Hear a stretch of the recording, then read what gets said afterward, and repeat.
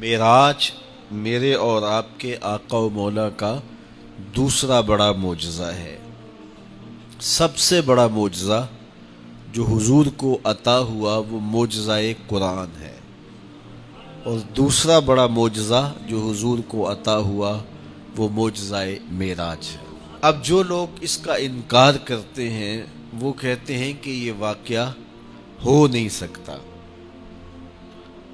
ابو جہل نے اس پہ پراپیگنڈا کیا اور اس نے سمجھا ایسا موقع مجھے زندگی میں دوبارہ نہیں ملے گا۔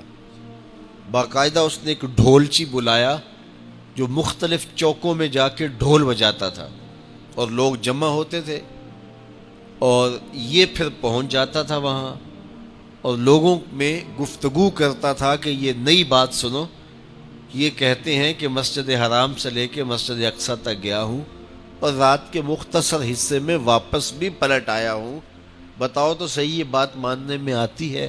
تو لوگ انکار کرتے، پھر یہ تمسخر اڑاتا۔ حضرت سیدنا صدیق اکبر رضی اللہ تعالی عنہ سے ملاقات ہو گئی تو ابو جہل انہیں کہنے لگا اگر کوئی کہے میں مسجد حرام سے مسجد اقصی تک گیا ہوں اور رات کے مختصر حصے میں پلٹ بھی آیا ہوں تو ابو بکر تم بتاؤ کیا یہ ممکن ہے؟ تو آپ نے برجستہ کہا یہ نہیں ہو سکتا، 1 مہینہ جاتے ہوئے لگتا ہے، 1 مہینہ آتے ہوئے لگتا ہے، چھو کے بھی آنا ہو تو 2 مہینے چاہیے، تو یہ بات ماننے میں نہیں آتی۔ ابو جہل سمجھا، لوہا گرم ہو گیا، اب چوٹ ٹکانے پہ بیٹھے گی، کہا پھر تیرا ہی یار کہتا ہے۔ تو حضرت ابو بکر صدیق نے کہا کہ ان نے کہا ہے؟ تو کہا ہاں وہ کہہ رہے ہیں۔ تو حضرت ابو بکر صدیق کے لفظ سنیے، انہوں نے کہا لئن قالہ فقد صدق فاصدقہ، اگر انہوں نے کہا ہے ان کے رب کی قسم انہوں نے سچ کہا ہے میں اس کی تصدیق کرتا ہوں۔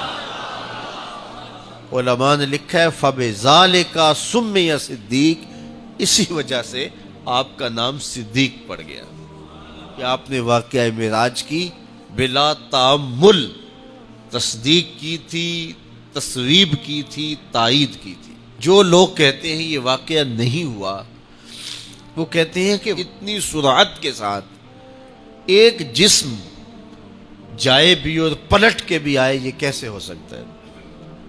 تو اس کا جواب علامہ فخر الدین رازی نے تفسیر کبیر میں دیا ہے۔ فرماتے ہیں کہ حضرت سلیمان نے کہا مجھے تخت بلقیس چاہیے۔ جنوں میں سے ایک بڑا دیو ہیکل جن کھڑا ہوا، کہا کہ میں دوپہر تک مجلس برخاست ہونے تک تخت حاضر کر دیتا ہوں۔